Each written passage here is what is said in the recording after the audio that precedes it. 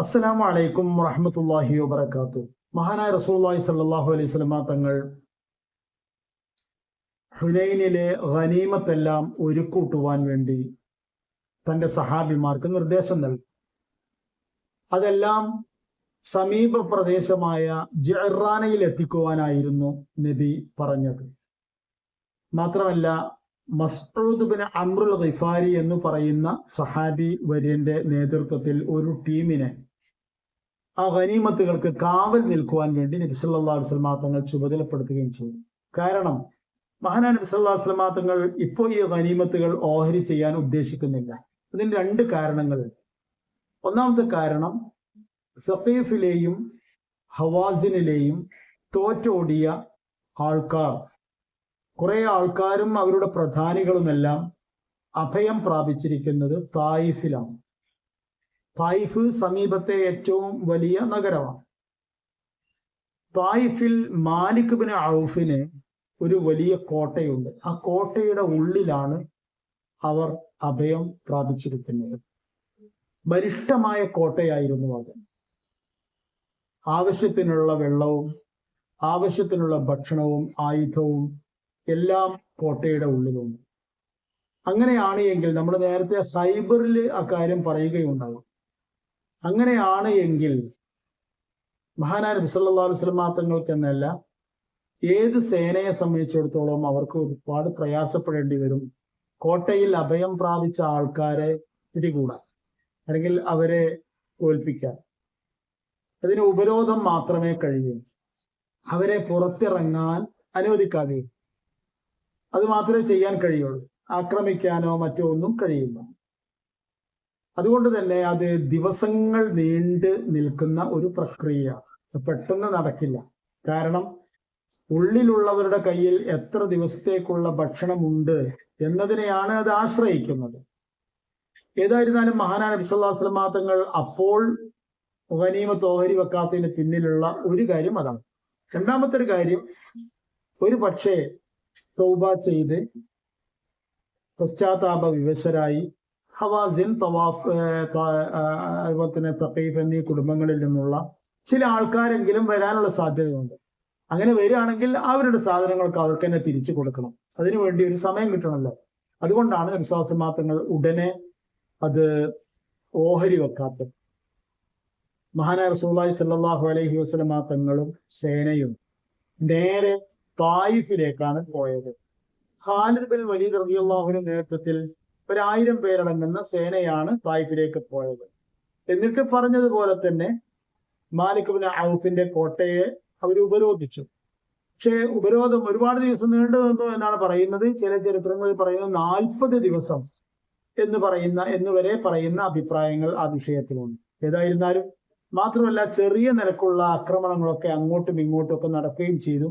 അതിന്റെ പേരിൽ ചിലരൊക്കെ ഷഹീദാവുകയും ചെയ്തു. അപ്പോ മാത്രമല്ല, മിഞ്ചനിയക്ക് വരെ അവർ സ്ഥാപിച്ചു എന്നാണ്. മിഞ്ചനിയക്ക് എന്ന് പറഞ്ഞാൽ നമ്മളെ ഒരു പെറ്റുവില്ല് എന്ന് പറയുന്ന അങ്ങനെയുള്ള ഒരു തീയിന്റെ ഉണ്ട എറിയാനുള്ള ഒരു സംവിധാനമാണ്. നമ്മൾ പിൽക്കാലത്ത് പീരങ്കി എന്നൊക്കെ പറയുന്ന ആ അർത്ഥത്തിലുള്ള ഒരു ആയുധമാണ് ശരിക്കും മിഞ്ചനിയൊക്കെ എന്ന് പറയുന്നത്. ഏതായിരുന്നാലും ഒരുപാട് ദിവസമായിട്ടും അവര് കീഴടങ്ങില്ല. പിന്നെ മറ്റൊരു കാര്യം നമ്മൾ ശ്രദ്ധിക്കണം, അതിന്റെ ഉള്ളിൽ ശത്രുക്കൾ ഒളിച്ചിരിക്കുകയാണ് എങ്കിൽ പോലും ഒരുപാട് ആൾക്കാരില്ല. വളരെ പ്രധാനപ്പെട്ട ആൾക്കാരൊക്കെ മാത്രമാണ് അതിന്റെ ഉള്ളിൽ ഉള്ളത്. അപ്പോ വളരെ കുറഞ്ഞ ആൾക്കാർ, ഒരുപക്ഷെ അവര് പുറത്തിറങ്ങി ആക്രമിക്കുകയാണെങ്കിൽ പോലും ഭയപ്പെടാൻ ഒന്നുമില്ലാത്ത ആൾക്കാർ, അവർക്ക് വേണ്ടി ഇങ്ങനെ ഒരുപാട് ദിവസം ഇവിടെ ചെലവഴിക്കുക എന്ന് പറയുമ്പോൾ ഉള്ള പ്രയാസങ്ങളെല്ലാം മഹാനായ നബിക്ക് ബോധ്യമായപ്പോൾ നബി സല്ലല്ലാഹു അലൈഹി വസല്ലമ തങ്ങൾ നൗഫൽ ബിൻ മുആവിയ ദൈലി എന്ന് പറയുന്ന ഒരാളുണ്ടായിരുന്നു, സഹാബിമാരിൽ. അദ്ദേഹത്തോട് ചോദിച്ചു, എന്താണ് നമ്മൾ ചെയ്യേണ്ടത്?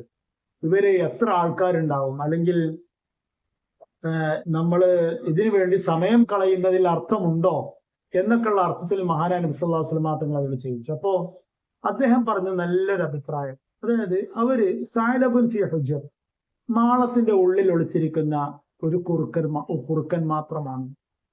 ഇൻ അഖംത അലൈഹി അഖത്തഹു, ഇവിടെ ഇങ്ങനെ നിന്ന് പോരാടുകയാണ് എങ്കിൽ, കുറെ സമയം ശ്രമിക്കുകയാണ് എങ്കിൽ ഓലെ പിടികൂടാൻ കഴിയും, യാതൊരു പ്രയാസവുമില്ല. വൈൻ തറക്തഹു ലം യദ്റുക. അല്ല, അവിടെ നിന്നോട്ടെ എന്ന് കരുതി അവർ ഒഴിവാക്കുകയാണെങ്കിൽ, വിട്ടേച്ചു പോവുകയാണ് എങ്കിലോ അവരൊരു ഉപദ്രവവും ചെയ്യില്ല. ഉപദ്രവം ചെയ്യാൻ മാത്രമൊന്നും അവരുടെ കയ്യിലില്ല. അത് നല്ലൊരു അഭിപ്രായമായിരുന്നു. അതോടുകൂടെ മഹാനായ നബി സല്ലല്ലാഹു അലൈഹി വസല്ലം തങ്ങൾ തീരുമാനിച്ചു, നാം ഈ ഉപരോധം പിൻവലിക്കുകയും നാം പിന്മാറുകയും ചെയ്യുകയാണ്. വെറുതെ യാതൊരു ആവശ്യവുമില്ലാതെ ഒരുപാട് ദിവസം ഒരുപാട് ആൾക്കാരെ ഇങ്ങനെ മെനക്കെടുത്തേണ്ട യാതൊരു ആവശ്യവുമില്ല. അതിന് മാത്രം വലിയ കോളൊന്നും ഈ കോട്ടയുടെ അകത്തില്ല എന്ന് മഹാനായ നബി സല്ലല്ലാഹു അലൈഹി വസല്ലം തങ്ങൾക്ക് മനസ്സിലായി. മഹാനായ റസൂലുള്ളാഹി സ്വല്ലല്ലാഹു അലൈഹി വസല്ലം തങ്ങളും സേനയും അവിടെ നിന്ന് മടങ്ങി നേരെ ജിഅറാനയിലേക്ക് അവർ വരികയാണ്. അങ്ങനെ ജിഅറാനയിലേക്ക് വരികയും അവിടെ നബി സല്ലല്ലാഹു അലൈഹി വസല്ലം തങ്ങൾ, പക്ഷേ വന്ന ഉടനെയും നബി രണ്ടാമത്തെ സാധ്യതയുണ്ടല്ലോ, സഖീഫ്, ഹവാസിൻ, അവരാരെങ്കിലും വരാനുള്ള സാധ്യതയുണ്ട്. അപ്പോ അവർ വരികയാണ് എങ്കിൽ, അങ്ങനെ നബി സല്ലല്ലാഹു അലൈഹി വസല്ലം തങ്ങൾ പ്രതീക്ഷിച്ച പോലെ തന്നെ ഏതാനും ആൾക്കാർ വരികയും ചെയ്തു. വളരെ കുറഞ്ഞ ആൾക്കാർ മാത്രമായിരുന്നു. പക്ഷെ അവർ വന്നത് എല്ലാം മോരി വെച്ച് കഴിഞ്ഞതിന് ശേഷമായിരുന്നു. അത് അവരുടെ ഒരു ഭാഗ്യദോഷം. അത്ര മാത്രമേ ഇതിൽ പറയാൻ കഴിയുള്ളൂ. മഹാനായ റസൂലുള്ളാഹി സ്വല്ലല്ലാഹു അലൈഹി വസല്ലം തങ്ങൾ ജിഅറാനയിൽ വെച്ച് ഈ ഗനീമത്ത് സ്വത്തുകൾ ഓഹരി ചെയ്യുകയും, അതിനു മുമ്പ് ചെറിയൊരു സംഭവം ഉണ്ടായി. ആ സംഭവം കൂടി നമ്മൾ പറയണം, കേൾക്കണം. കാരണം അത് മഹാനായ നബി തിരുമേനി സല്ലല്ലാഹു അലൈഹി വസല്ലം തങ്ങളുടെ ജീവിതത്തിന്റെ ഏറ്റവും വൈകാരികമായ അധ്യായങ്ങളിൽ ഒന്നാണ്. മറ്റൊന്നുമല്ല, ഹുനൈനിൽ നിന്ന് പിടികൂടിയ അടിമ സ്ത്രീകൾ, സ്വതന്ത്ര സ്ത്രീകളാണ്, പക്ഷെ അവര് അടിമകളായി. യുദ്ധം വിജയിച്ചാൽ സ്ത്രീകളെല്ലാം, കുട്ടികളെല്ലാം അടിമകളായി തീരുക എന്നത് ആ കാലത്തെ ഒരു നിയമവും കീഴ്വഴക്കവുമായിരുന്നു. അങ്ങനെ ആ അടിമ സ്ത്രീകളിൽപ്പെട്ട ഒരാൾ മുന്നോട്ട് വന്നുകൊണ്ട് പറഞ്ഞു, അന ഉഖ്തു സാഹിബിക്കും, ഞാൻ നിങ്ങളുടെ ആളുണ്ടല്ലോ മുഹമ്മദ് സല്ലല്ലാഹു അലൈഹി വസല്ലം, അദ്ദേഹത്തിന്റെ സഹോദരിയാണ് എന്ന് പറഞ്ഞു. അത് വിശ്വാസം വന്നില്ല. കാരണം മഹാനായ നബി സല്ലല്ലാഹു അലൈഹി വസല്ലം തങ്ങൾക്ക് സഹോദരിമാരില്ലല്ലോ. ഉമ്മാക്കും ഉപ്പാക്കും ആകെ ഒരു മകൻ മാത്രമേ ഉള്ളൂ. പക്ഷേ ഒരാൾ വന്നുകൊണ്ട് ഞാൻ നിങ്ങളുടെ നേതാവിന്റെ സഹോദരിയാണ് എന്ന് പറയുമ്പോൾ അതിൽ തീരുമാനം എടുക്കേണ്ടതും ആ നേതാവ് തന്നെയാണ്. നേതാവ് ഉണ്ട്. അതുകൊണ്ട് അവര് ആ സ്ത്രീയെ നബിയുടെ മുമ്പിലേക്ക്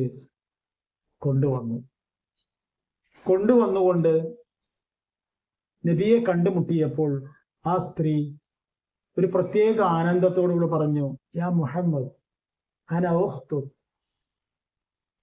അന ഉഖ്തുക ഷൈമ, ഞാൻ താങ്കളുടെ സഹോദരിയായ ഷൈമയാണ്. മഹാനായ നബി സല്ലല്ലാഹു അലൈഹി വസല്ലം തങ്ങൾക്ക് വിശ്വസിക്കാൻ കഴിഞ്ഞില്ല. അത്രമാത്രം മാറ്റം കാലം അവർ രണ്ടു പേരിലും വരുത്തിയിരുന്നല്ലോ. അസ്സലാമു അലൈക്കും വറഹ്മത്തുള്ളാഹി വബറകാതുഹു.